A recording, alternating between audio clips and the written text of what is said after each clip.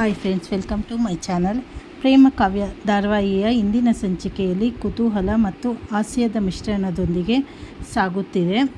ಸ್ನೇಹಾಳು ಪ್ರೇಮ ದೆವ್ವವಾಗಿ ಬಂದು ತನ್ನನ್ನು ಕೊಲ್ಲುತ್ತಾಳೆ ಎಂಬ ಭಯದಲ್ಲಿ ದೇವರ ಮನೆಯಲ್ಲಿ ಆಶ್ರಯ ಪಡೆದಿರುತ್ತಾಳೆ. ಪ್ರೇಮ ಮತ್ತು ರಾಮ್ ಸಂಗಡಿಗರು ಸ್ನೇಹಾಗೆ ಸರಿಯಾದ ಪಾಠ ಕಲಿಸಲು ನಿರ್ಧರಿಸುತ್ತಾರೆ.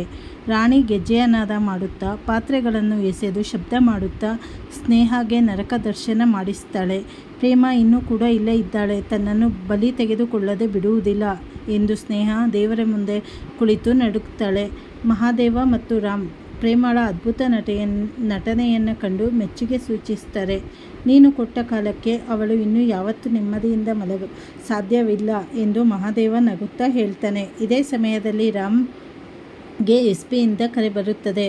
ಭಾರತ್ ಮಾಡಿರುವ ಅಕೃತ್ಯಗಳ ವಿಡಿಯೋ ನೋಡಿದ ಎಸ್ಪಿ ಆತನನ್ನು ಕೂಡಲೇ ಕೆಲಸದಿಂದ ವಜಾಗೊಳಿಸುವುದಾಗಿ ತಿಳಿಸ್ತಾರೆ. ಪೊಲೀಸ್ ಇಲಾಖೆಯ ಮರ್ಯಾದೆ ಹೋಗಬಾರದು ಎಂಬ ಉದ್ದೇಶದಿಂದ ಈ ವಿಷಯವನ್ನು ರಹಸ್ಯವಾಗಿ ಬಗೆಹರಿಸಲು ನಿರ್ಧರಿಸಲಾಗುತ್ತದೆ. ಈ ಸುದ್ದಿ ಕೇಳಿ ಕಾವ್ಯ ಮತ್ತು ಮನೆಯವರಿಗೆ ಅತೀವ ಸಂತೋಷವಾಗುತ್ತದೆ. ಕಾವ್ಯ ನಮ್ಮ ಅಕ್ಕನಿಗೆ ಕೊಟ್ಟ ನೋವಿಗೆ ಇದು ಕೇವಲ ಆರಂಭವಷ್ಟೇ ಎಂದು ಗಟ್ಟಿಯಾಗಿ ಹೇಳ್ತಾಳೆ.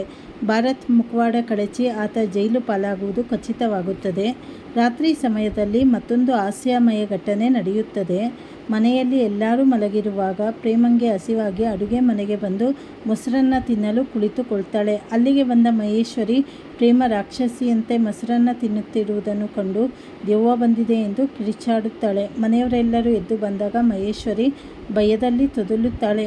ಶ್ರೀಧರ್ ಮತ್ತು ಇತರರು ಮಹೇಶ್ವರಿಯನ್ನು ನೋಡಿ, ಇಷ್ಟೊತ್ತಿನಲ್ಲಿ ಮೊಸರನ್ನ ಬೇಕಿದ್ದರೆ ಕೇಳಿ ತಿನ್ನಬೇಕಿತ್ತು, ಸುಮ್ಮನೆ ದೆವ್ವ ಎಂದು ಕಿರಿಚುವುದೇಕೆ ಎಂದು ರೇಗ್ತಾರೆ.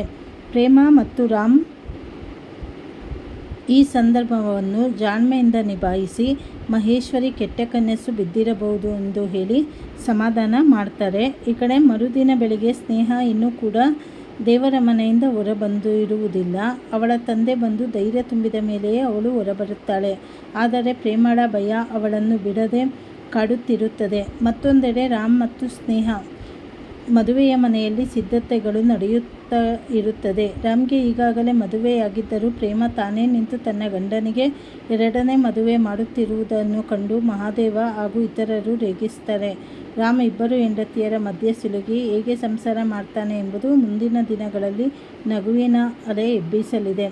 ಅಂತಿಮವಾಗಿ ಭಾರತ್ನನ್ನು ಪೊಲೀಸರು ಅರೆಸ್ಟ್ ಮಾಡುವ ಕುತೂಹಲಕಾರಿ ಸಂಚಿಕೆ ಮುಂದೆ ಸಿಗಬಹುದು. ಹೊಸದಾಗಿ ಯಾರ್ಯಾರು ಚಾನಲ್ ನೋಡ್ತಾ ಇದ್ದೀರಾ ಚಾನಲನ್ನು ಸಬ್ಸ್ಕ್ರೈಬ್ ಮಾಡ್ಕೊಳ್ಳಿ, ಹಾಗೆ ಲೈಕ್ ಮಾಡಿ, ಶೇರ್ ಮಾಡಿ, ಪೂರ್ತಿ ವಿಡಿಯೋ ವಾಚ್ ಮಾಡಿ, ಸಪೋರ್ಟ್ ಮಾಡಿ. ಧನ್ಯವಾದಗಳು.